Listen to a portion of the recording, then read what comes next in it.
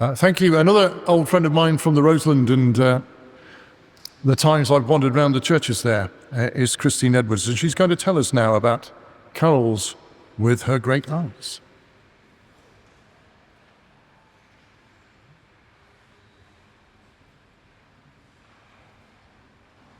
I was a child more than usually blessed with over a dozen great aunts and consequently scores of cousins. My grand's extended family must have represented a good proportion of the population of the parish of Veryan.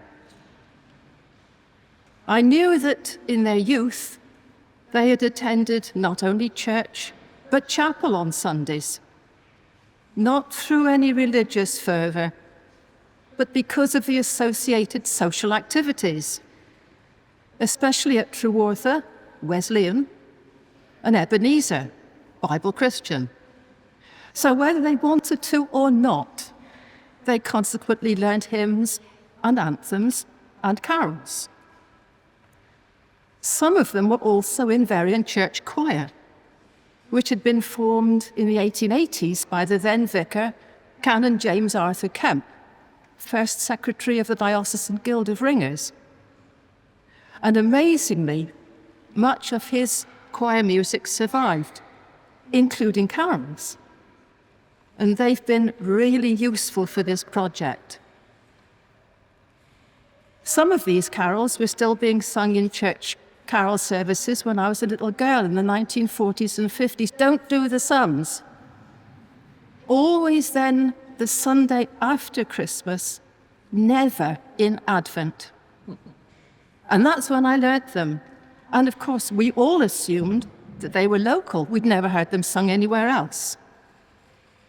They included A Child This Day Is Born, Seven Good Joys of Mary, and a couple of what we assumed were local tunes to Wild Shepherds, two of the many tunes, and another two to Angels from the Realms.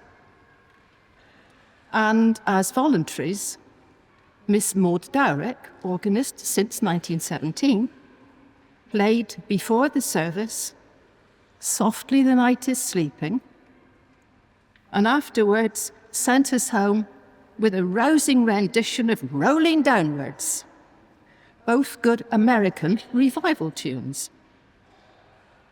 In the 1960s, a group of us decided to revive the tradition of carol singing round the parish. The first year, we were joined by a couple of the younger great aunts, then in their 80s, and a few survivors from the pre-war church choir, and we managed old tunes to Wild Shepherds and Angels from the Realms. In subsequent years, we had to sing the ones that everybody else knew. By the third year, we were transported around the parish by tractor and trailer. Straw bales for the singers to sit on, the trailer decorated with fairy lights and a properly trimmed Christmas tree. And one memorable year, this is all on the trailer, no pickups for us, we did better than Philly.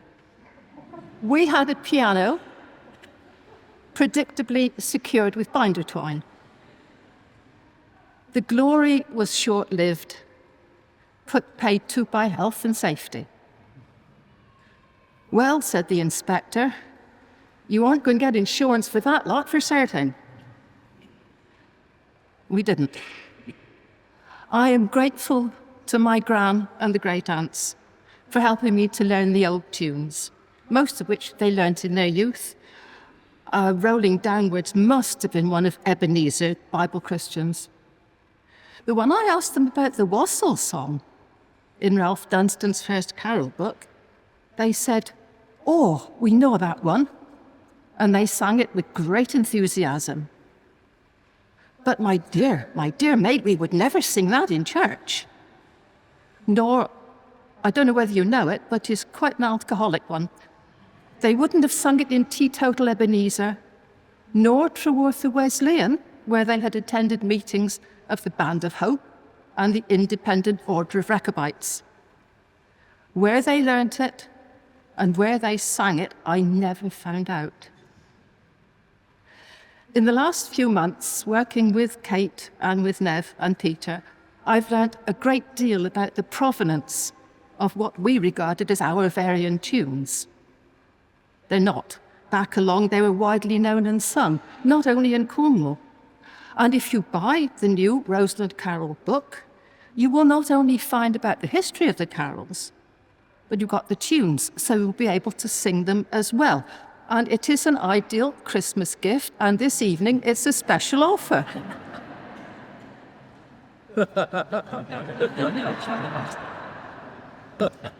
One final word of warning.